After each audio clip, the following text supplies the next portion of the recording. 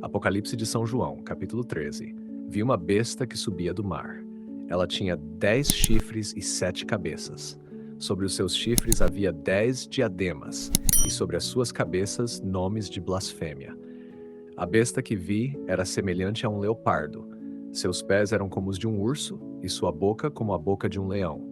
E o dragão lhe deu o seu poder, o seu trono e grande autoridade. Uma de suas cabeças parecia ter sido ferida de morte, mas sua ferida mortal foi curada. E toda a terra, cheia de admiração, seguiu a besta. E adoraram o dragão, porque ele dera autoridade à besta. Também adoraram a besta, dizendo: quem é semelhante à besta, e quem pode lutar contra ela? Foi-lhe dado uma boca para proferir palavras arrogantes e blasfêmias, e foi-lhe concedido poder para agir durante 42 meses. Ela abriu a boca para blasfemar contra Deus, contra o seu nome, contra a sua morada e contra aqueles que habitam no céu. Foi-lhe permitido fazer guerra contra os santos e vencê-los, e recebeu autoridade sobre toda tribo, povo, língua e nação. Todos os habitantes da terra a adorarão, todos aqueles cujo nome não está escrito, desde a origem do mundo, no livro da vida do Cordeiro que foi imolado. Quem tem ouvidos, ouça. Se alguém é destinado ao cativeiro, para o cativeiro irá. Se alguém deve ser morto pela espada será morto. Aqui está a perseverança e a fé dos santos. Então vi outra besta subir da terra. Ela tinha 2 chifres semelhantes aos de um cordeiro, mas falava como um dragão. Ela exerce toda a autoridade da primeira besta diante dela. E faz com que a terra e seus habitantes adorem a primeira besta, aquela cuja ferida mortal foi curada. Ela realiza grandes sinais, chegando até mesmo a fazer descer fogo do céu sobre a terra diante dos homens, e seduz os habitantes da terra por meio dos sinais que lhe foi permitido realizar diante da besta. Ela ordena aos habitantes da terra que façam uma imagem da besta que recebeu a ferida da espada e voltou à vida. Foi-lhe concedido dar espírito à imagem da besta, para que a imagem falasse e fizesse morrer todos aqueles que não adorassem. Ela faz com que todos, pequenos e grandes, ricos e pobres, livres e escravos, recebam uma marca na mão direita ou na fronte. E ninguém pode comprar nem vender, a não ser aquele que possui a marca, o nome da besta ou o número do seu nome. Aqui está a sabedoria. Aquele que tem entendimento, calcule o número da besta, pois é número de salis, é número de homem. E o seu número é 666. Fim do capítulo 13 do Apocalipse de São João. Há comentário patrístico de destaque para o Apocalipse, capítulo 13. Para o capítulo 13 do Apocalipse, o comentário patrístico mais influente, completo e tradicionalmente utilizado pela Igreja Antiga é o de Santo André de Cesareia, presente em sua obra Comentário sobre o Apocalipse, Herminia est in Apocalypse. Santo André foi arcebispo de Cesareia da Capadócia, século VII, e produziu o comentário ao Apocalipse, que se tornou a principal referência da tradição oriental. Sua interpretação preserva também elementos exegéticos muito mais antigos, herdados de autores como Santo Irineu de Leão, São Hipólito de Roma e São Metódio de Olimpo.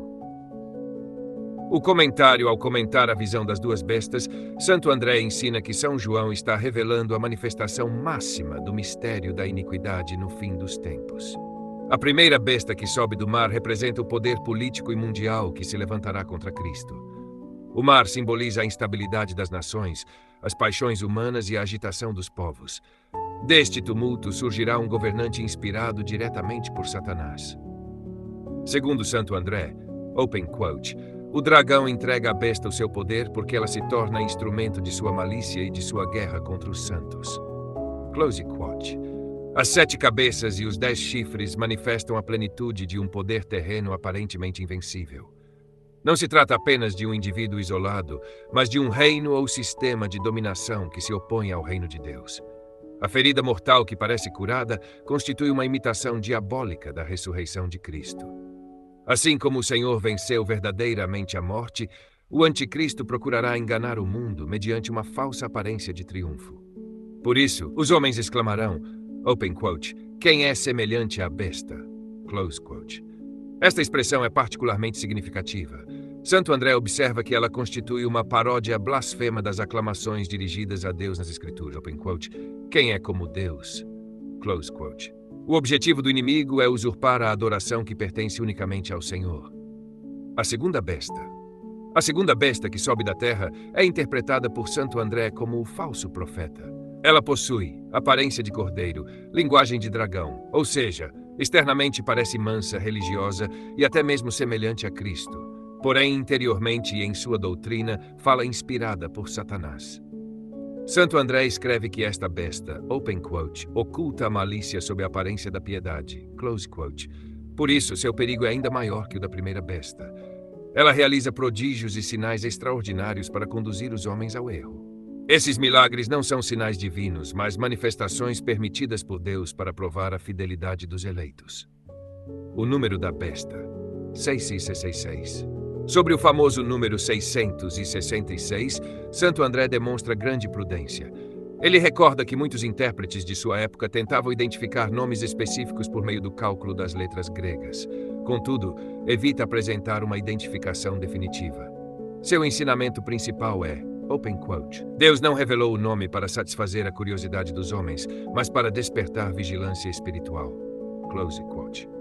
Segundo ele, o número manifesta a imperfeição humana levada ao extremo, a exaltação do homem contra Deus, a tentativa de construir um reino puramente humano, sem a graça divina. Enquanto o número 7 simboliza frequentemente a plenitude divina, o 6 permanece incompleto. A repetição tripla, 666, representa a consumação da imperfeição e da rebelião. A grande lição espiritual do capítulo para Santo André de Cesareia, o centro desta visão não é a curiosidade sobre o futuro, mas a perseverança dos fiéis. Por isso ele destaca especialmente as palavras, open quote, aqui está a perseverança e a fé dos santos, close quote. Todo o capítulo ensina que o poder do mal é real. Sua influência pode parecer universal. Seus triunfos podem parecer irresistíveis, porém sua vitória é apenas temporária. A besta recebe poder somente porque Deus o permite por um tempo. O cordeiro permanece soberano. Os fiéis são chamados não a decifrar cada detalhe profético, mas a conservar a fé, a esperança e a fidelidade a Cristo em meio às perseguições e seduções do mundo. Referência bibliográfica. Santo André de Cesareia, comentários sobre o Apocalipse, Herminia ist in Apocalypsin, comentários sobre Apocalipse 13. Esta interpretação também está em profunda continuidade com a tradição recebida de Santo Irineu de Leão, Contra as Heresias, livro Fi, São Hipólito de Roma, Tratado sobre Cristo e o Anticristo, São Metódio de Olimpo, escritos escatológicos preservados pela tradição patrística.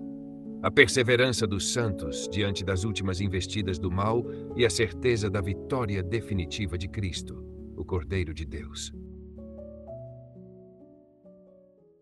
Queridos ouvintes, chegamos ao fim deste audiolivro e quero expressar minha profunda gratidão a todos que permaneceram conosco até aqui. Sua dedicação em acompanhar essa obra é um verdadeiro sinal de busca pela sabedoria e pelo crescimento espiritual. Que o conteúdo ouvido possa nutrir sua alma e fortalecer sua fé. Aproveito para convidá-los a explorar as playlists do canal Caminho Católico, onde vocês encontrarão outros tesouros espirituais. São obras que podem acompanhar e iluminar sua jornada, como Castelo Interior de Santa Teresa de Jesus, Confissões de Santo Agostinho, Palavras Bíblicas com o Evangelho comentado por grandes eclesiásticos, Filoteia de São Francisco de Sales, Tratado da Verdadeira Devoção à Santíssima Virgem de São Luís Maria de Montfort, A Imitação de Cristo de Tomás de Kempis e As Três Idades da Vida Interior do Padre Garrigou Lagrange. Cada uma dessas obras oferece um caminho profundo de reflexão e conversão, e espero que possam encontrar nelas a mesma riqueza espiritual que proporcionaram a tantas gerações. Nosso canal está sempre aberto para quem deseja aprender e crescer na fé. Continue nos acompanhando e compartilhando essa jornada espiritual. Mais uma vez, obrigado por sua presença e que Deus abençoe a todos.